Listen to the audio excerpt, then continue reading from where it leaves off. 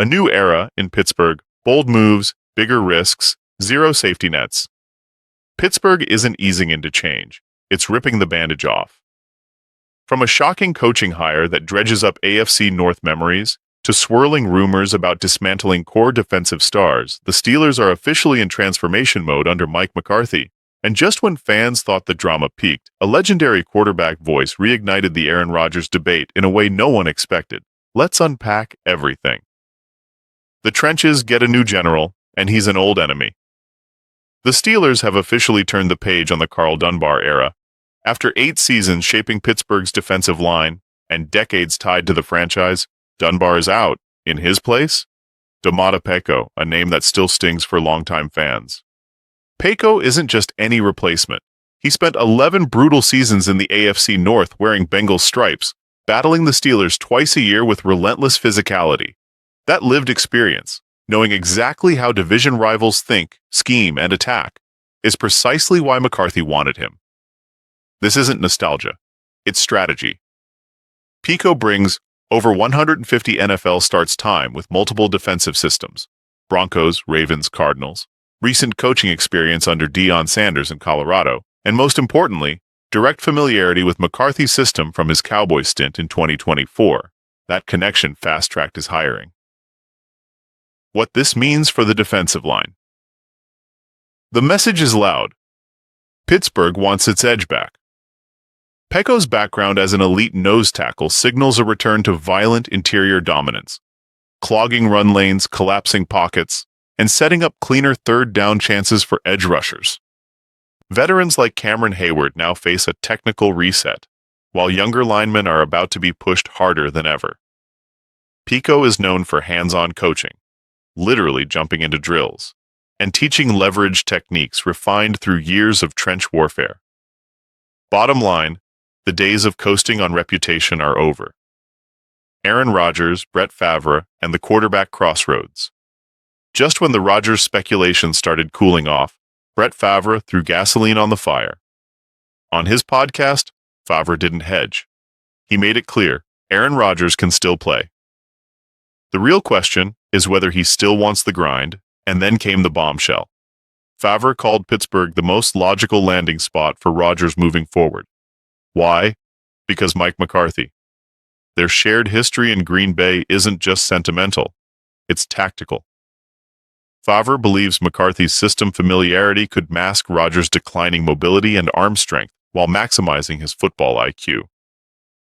With a weak upcoming free agent QB class, no surefire franchise quarterback in the 2026 draft, and a fan base demanding relevance now, keeping Rodgers as a short-term bridge suddenly looks like the least risky option with the highest ceiling. Not a comeback tour, a controlled transition. This isn't about chasing headlines. If Rodgers stays, the Steelers aren't betting on MVP magic. They're betting on efficiency, structure, and experience. McCarthy's ability to simplify reads, protect the pocket, and lean into Rodgers' mental edge could stabilize an offense that completely unraveled last season. Favre's endorsement only turns up the heat on the front office to make sure this move is about winning, not selling jerseys. The OC search, familiar voices. Only McCarthy isn't gambling on chemistry. The offensive coordinator search has narrowed to 2 names deeply tied to his past, but one is clearly pulling ahead. Scott Tolzien, the favorite, former Rodgers backup and Green Bay Cowboys QB coach under McCarthy, recently helped develop passers in New Orleans young, fast-rising, system-fluent internally. Tolzien is viewed as the best bridge between McCarthy's old-school structure and today's faster, rid-heavy offenses. His shared language with Rodgers could eliminate early-season growing pains entirely.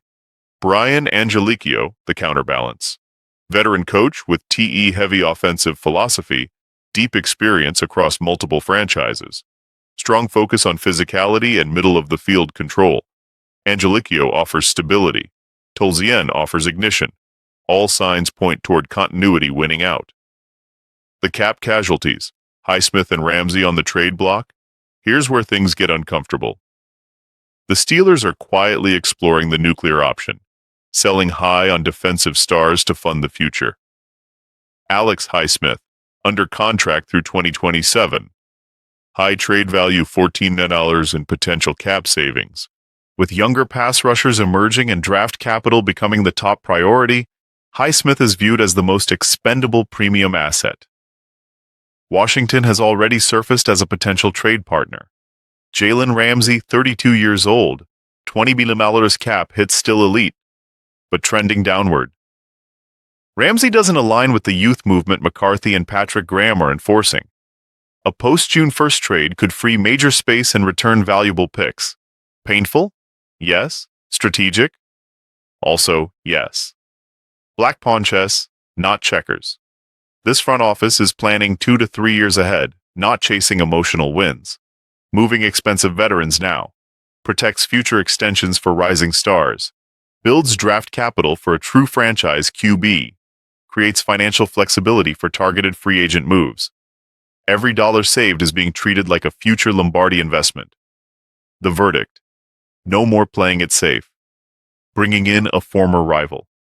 Reuniting an aging quarterback with his old coach. Considering trades that would have been unthinkable a year ago. This is the most aggressive Steelers pivot in decades. Now comes the hard part: results. So the real question is yours. Do you trust McCarthy's vision? Or should Pittsburgh burn it down completely and start from scratch? Either way, the clock is ticking, and there's no turning back now.